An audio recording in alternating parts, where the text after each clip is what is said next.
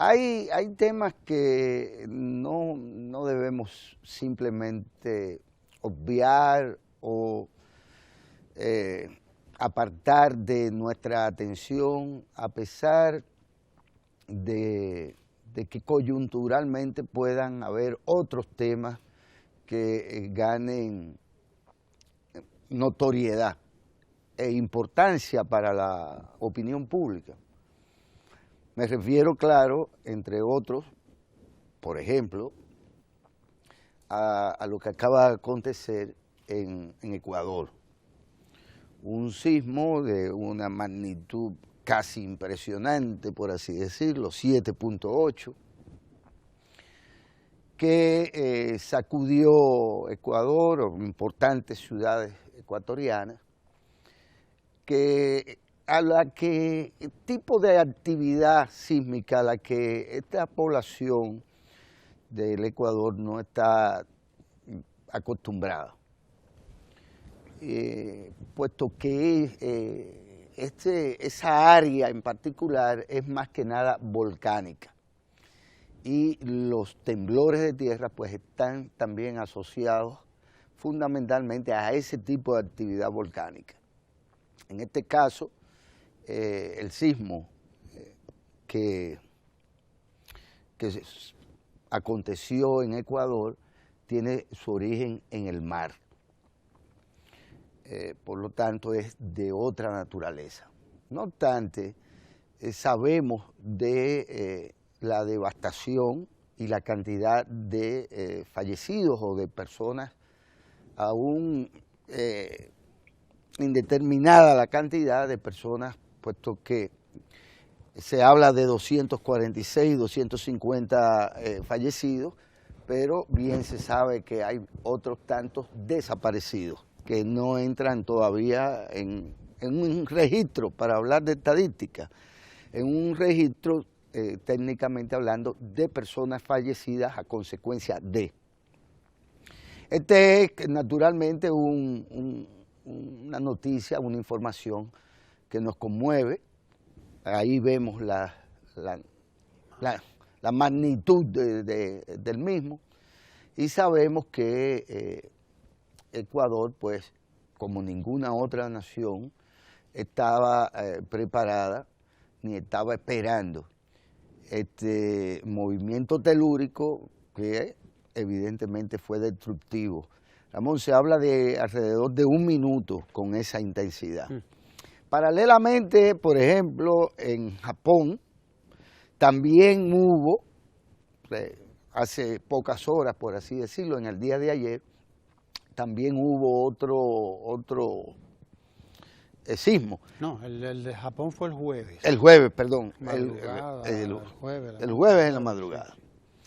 Pero en Japón todos los días... Uno el jueves y uno el viernes. Sí, todos los días tiembla la tierra en Japón. Sí, eso sí. Ellos están acostumbrados, han creado una cultura alrededor de esto y bueno, pues se caen los anaqueles, tiembla todo mucho, pero tiene que ser de una magnitud extraordinaria el sismo para que haya una destrucción o una pérdida de vida, como este del Ecuador. Escala Richter, el de Japón también lo fue, de 7, en la escala Richter. El primero fue de 6 puntos y tanto, el segundo fue de 7 y algo. De 7 y algo. Que es devastador, sí, igualmente. Vaya pues la solidaridad de nuestra, del pueblo dominicano. Ya el gobierno del presidente Danilo Medina pues emitió una declaración solidarizándose con la hermana República del Ecuador. Y bueno, pues esperemos que si fuese necesario en algún momento, el pueblo dominicano también haga acto de presencia, como lo hizo en su momento en Haití, y como lo hizo en otros momentos, por ejemplo, hace años con el famoso ciclón Fifi, que azotó esa parte de por ahí, de Nicaragua y demás, y hubo aquí, recordamos, que los estudiantes universitarios recogieron en todo el país donaciones para hacérselas llegar a nuestros hermanos. Discúlpame que te interrumpa brevemente. Esos son los terremotos naturales. Contra ellos no hay nada que hacer. La naturaleza se expresa, esas son sus fuerzas internas, las placas tectónicas que expresadas en los volcanes y expresadas en el movimiento natural de esas placas que se lleva a cabo desde hace unos 13.000 millones de años. Usted eso no lo puede imaginar, yo tampoco, porque 13.000 millones de años es una cosa tan impresionante. Pero bueno, eso es lo que la ciencia calcula más o menos, ¿no? Que tiene la formación del planeta, y desde entonces empezaron esas placas a crearse, y desde crearse hasta moverse. Son los terremotos que uno no puede hacer nada. De los que uno sí tiene que preocuparse y cuidarse es de los terremotos sociales, porque esos sí son delicados. Y ahora mismo estábamos entrevistando aquí a don Pablo Taktuk y a Luis Madera de la Oficina Nacional de Estadística, que nos dieron cuenta de un terremoto que hubo aquí entre el 2003 y el 2004. Ese fue un terremoto devastador, porque el de Japón, ahora los muertos andan por los 100, 100 y tanto. El de el Ecuador, ya los muertos deben andar los 400, 400 y tanto, porque fue mucho más devastador, pero sobre todo porque en Ecuador también hay más pobreza que en Japón. Eso es un problema de la pobreza. Y aquí hubo un ciclón batatero o un terremoto, no sé de qué escala, en la Richter, ¿no? En qué magnitud, que del 2003 al 2004 convirtió a en un país de pobres. Sí. El 2003 al 2004, que multiplicó la pobreza, llevándonos atrás a niveles que ya habíamos superado. Y lo que más me impresiona es que dicen ellos que estamos llegando, según las estadísticas, y eso es lo bueno de las estadísticas, que usted no las puede falsear, que usted no las puede inventar, ¿me entiende? Es que las estadísticas le dicen, hemos crecido, vamos bien, pero lo que estamos es llegando a donde estábamos en el 2012. ¿Cómo? Usted dice, ¿qué? Sí, señor, lo que estamos es llegando ahí, a donde estábamos en el 2001, que fue cuando empezó ese terremoto de esa administración del Partido Revolucionario Dominicano de entonces, a la cabeza del cual estuvo el equipo de Hipólito Mejía y su gente, que hoy está en el PRM casi todo. Mira, de esos ciclones es que hay que cuidarse, de esos terremotos, porque estoy mirando otro terremoto que se está incubando, aquí gracias a Dios no, pero sí en Brasil, que no saben hacia dónde van, buscando destituir un gobierno electo por la gente, ¿me entiende? Electo por la gente, destituir a una presidenta que no está acusada de nada, porque lo grande de eso es que no está acusada de nada, pero a la que le han ganado indudablemente la batalla en los medios de comunicación. Porque ha sido en los medios de comunicación donde le han ganado la batalla. Y es donde se dan esos terremotos. De eso sí hay que cuidarse. Pero bueno, Ramón, tú te me fuiste para la pesadilla. Tú te me fuiste para la pesadilla. No, para la pesada. Para la pesada, dices tú. Bueno, pero en realidad mi intención era derivar sobre ese tema. Yo espero poder posteriormente, en su momento, hacer algún tipo de reflexión. Pero hacia donde yo inicialmente quería derivar la conversación es a que esta noticia para mí es lo más trágico, lo más sorprendente con lo que uno amanece, por así decirlo. Después como que mucho sufrimiento, claro. Mucho sufrimiento humano y obvio la solidaridad, entonces bueno, expresarla. Pero es que hay mucho sufrimiento humano donde la pobreza... Sí, pero también. Bueno, eso es pan nuestro de cada día.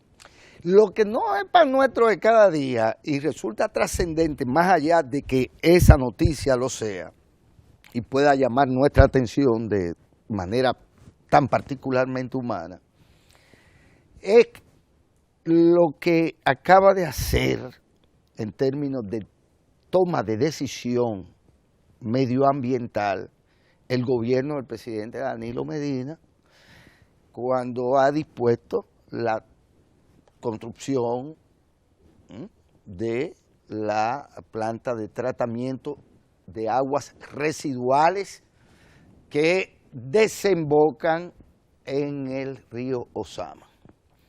Hace 20 años posiblemente que el país no tomaba una decisión medioambiental tan trascendente y ni de tal impacto directo que las estadísticas podrán en su momento también arrojarnos luz cierta con respecto a este tema. Y quiero entonces, para no sé si usted recuerda el impacto que se prevé esto tenga, dice, esta planta depuradora de aguas residuales procesará por segundo unos 1.200 litros, alrededor de 100 metros cúbicos diarios, con el objetivo de rehabilitar y sanear los ríos Ozama e Isabela, garantizándole al mismo tiempo a la población que reside en las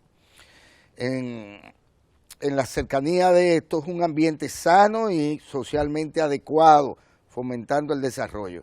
Pero se habla de que esto va a impactar alrededor, Ramón, de 450.000 personas y rehabilitará la condición óptima, si no óptima, mínima, de contaminación que puedan llegar a tener estos dos ríos después que entre en operación esta planta depuradora de aguas negras. Estamos hablando, Ramón, y amigas y amigos de Ojalá, que al río Ozama, por así decirlo, va a parar cualquier tipo, y a Isabela, cualquier tipo de aguas cloacales, residuales, no solo provenientes del consumo humano, digamos, o del desperdicio humano como tal, sino del desperdicio también de la industria. Pero en lo que se refiere específicamente a las del desperdicio humano, ahí tenemos algunas imágenes del proyecto, ¿verdad?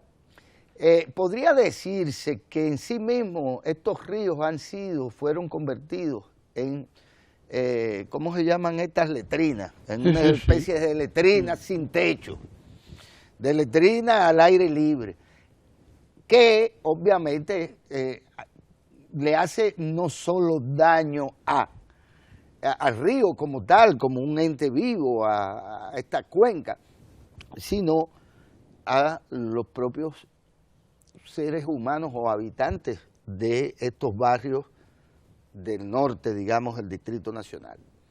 De tal suerte que ahí, Ramón, se detectan bacterias que transmiten todo tipo de enfermedades. Todo tipo de eso sabe usted más que yo. De biología y cosas de esas. Todo tipo de enfermedades que son comunes además en nuestras poblaciones. ¿Por qué? Porque en realidad la gente entra en contacto con el río Ozama y con el Isabela. Y porque ahí están dadas todas las condiciones, lo que ustedes los científicos llaman un poco el caldo de cultivo. El caldo de cultivo para absolutamente todo tipo de porquería que se convierte en un daño a la población. Para mí, Ramón, y esto hay que resaltarlo, porque esto sí es un verdadero paso de avance. Insisto, cuyos resultados y cuyo impacto podrán ser medidos estadísticamente. Veremos cómo van a disminuir las afecciones como resultado del consumo de heces fecales, porque en realidad estamos también hablando de eso mismo. Es decir, por eso la gente se enferma y muere. Simple y sencillamente por las cualidades de hacinamiento, por ejemplo, aquí mismo no hay agua de beber, aquí ya hay un problema medioambiental, hay aquí. Sí, sí. Entonces, Vamos a preguntarle ahorita. de verdad, Ramón, para mí esto es algo que hay que decir, que hay que compartir con los demás, porque ¿qué es lo más importante en materia de política medioambiental y que se haya hecho en el país en los últimos 20 años? Bueno, la ley medioambiental. La ley que fue un gran logro y un gran paso de avance. Y ahora, ¿luego qué? La otra ley de protección de las zonas, de los parques nacionales. Parques nacionales, todo eso tiene... y protección de todo eso. Correcto, Sí, pero claro. después de eso, ¿qué otra cosa Bueno, todo resulta? se queda en los papeles, o se quedaba. Por fin estamos viendo ahora que se aterriza en aspectos concretos. Efectivamente. Y ese es un tema, claro. Ir a lo concreto. Porque aquí pasamos décadas haciendo leyes y haciendo hasta decretos, pero no se pasaba de ahí. No. El presidente Danilo Medina se ha caracterizado por ir a los hechos, hechos. Y quiero aprovechar para leer esta información, estas conclusiones o reflexiones de la encargada del Programa de las Naciones Unidas para el Desarrollo, una persona que no es ni dominicana. Se llama Luciana Mermet, que en una evaluación de cuál es el comportamiento de la realidad, vamos a hablarlo así en términos generales, social, dominicana, política, económica, decía ella, en economía y pobreza, nosotros sabemos, y cuando ella dice nosotros, está hablando del Programa de las Naciones Unidas para el Desarrollo, PNUD, aquí en la República Dominicana. Dice, en economía y pobreza nosotros sabemos, desde el punto de vista macroeconómico, a República Dominicana le está yendo muy bien, dice ella. Y continúa diciendo, está creciendo de manera impresionante, dice, liderando, es decir, estableciéndose como líder, liderando el crecimiento económico, no solo de la subregión, o sea, del Caribe, la subregión del Caribe, sino de la región, es decir, de América Latina. Porque nosotros somos el Caribe, América Central del Caribe, somos una subregión de la región América Latina. O sea, República Dominicana está liderando el crecimiento económico, no solo en la subregión Caribe, sino también en la región. Dice, ha venido registrando caídas persistentes de la pobreza y ha aumentado significativamente la inversión anual en educación per cápita.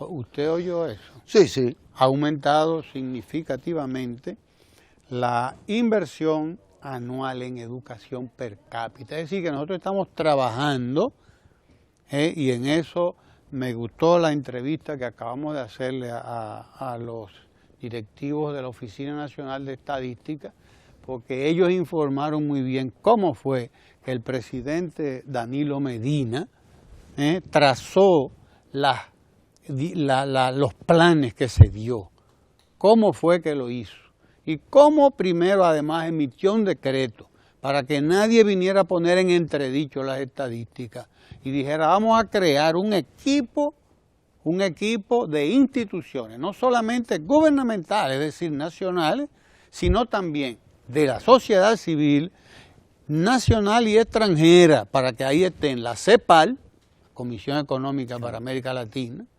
para que ahí esté el PNUD, ese del que acabamos de hablar, el Programa de las Naciones Unidas para el Desarrollo, y que estén también las instituciones como la ONU, desde luego, que no puede dejar de estar, y las demás instituciones que tienen que ver con el manejo de información estratégica importante en la República Dominicana, Banco Central, Ministerio de Trabajo, Ministerio de Industria y Comercio, Salud Pública porque vamos a medir niveles de desarrollo, índice de desarrollo humano, para que nadie viniera a decir, a cantaletear, monserga y a ponerlo todo en entredicho. porque ahí están los organismos nacionales e internacionales que recaudan, que recaban, que hacen, que recuperan ese acervo en números, no en percepciones, no, sino en números, que dice cómo es que anda la realidad política, sobre todo económica y social de la República Dominicana. Este informe y estas informaciones de la encargada del PNUD aquí no dan lugar a la duda. El informe o los informes del Fondo Monetario Internacional, y aquí volvemos a las estadísticas, porque mucha gente aquí hace sus propias estadísticas, como muy bien tú lo señalabas, y de manera muy irresponsable pues ponen todo en duda. Esos son los números del Banco Central. Sí, esos son quienes, pero es que solo el Banco Central tiene números. Y esas son, comenzando por ahí, sí. Ahora, ¿se pueden maquillar las estadísticas? Bueno, hay quienes incurren en esa tontería y posiblemente no engañan a otros, sino que se autoengañan. Claro. La realidad es que las estadísticas están ahí, son una herramienta de planificación del desarrollo. Al Banco Mundial, al Fondo Monetario Internacional no se les hace moriqueta. Y el crecimiento económico, el crecimiento de la economía dominicana es resultado de un conjunto de políticas, algunas a las que se les ha dado continuidad y otras que constituyen naturalmente la clave de los resultados altamente positivos de la política económica del gobierno del presidente Danilo Medina, que se basan en las estadísticas ciertas y se basan en compromisos para que se reflejen los resultados en el bienestar de la gente, de la política pública, y eso se tiene que medir. Fíjate una cosa, tú hablabas de esa planta de procesamiento de aguas, de tratamiento de aguas residuales, pero ¿usted entiende lo que significa eso? Se van a procesar 1000, qué sé yo, cuántos litros de agua por segundo ahí. Primero se va a sanear ese río, vamos a recuperar la salud de ese río y la salud de miles y miles y miles de seres humanos que viven, que pasan, que están al lado de ese río. ¿Pero en qué es que está pensando el presidente? En todo eso. Claro. Pero está pensando en 10 millones de turistas que deben venir a este país dentro de 10 años. A conocer los humedales del río Sama. Entonces, ¿y qué le voy a enseñar? Le voy a enseñar un río degradado, contaminado, podrido, no, tengo que enseñarle un río agradable, que lo puedan ver y que les dé hasta ganas de bañarse ahí, si quieren bañarse. Pero claro. ¿Verdad? Claro. Entonces en eso es que está pensando un presidente que ve lejos, que ve largo, ¿entiendes? Como debe ser. Y en eso está pensando el Fondo Monetario, el Banco Mundial, que les dice al mundo entero, miren, aquí las inversiones, aquí hay un cuadro excelente en donde sus inversiones tienen seguridad y hay prosperidad, hay desarrollo, hay un gobierno competente, hay un gobierno honesto, hay un gobierno transparente, facilitador de los negocios de los inversionistas, en áreas tales como minería, turismo, zona franca. Cuando usted agarra, usted dice, bueno, pero es que estamos creciendo, claro, pero junte todo eso porque es un cóctel donde hay estabilidad macroeconómica, donde hay eficiencia gubernamental, donde hay interés de que las cosas se hagan como se tienen que hacer, y para eso se usan las estadísticas. Y para eso tenemos aquí a Ecomundo, además. Penosamente. Para eso tenemos aquí también a Ecomundo, para que nos ayude a llevar los números, tanto los nacionales como los internacionales. Así que usted quédese ahí porque casi ya viene Ecomundo con el economista Lucas Vicen, que está ahí esperando. No se vaya.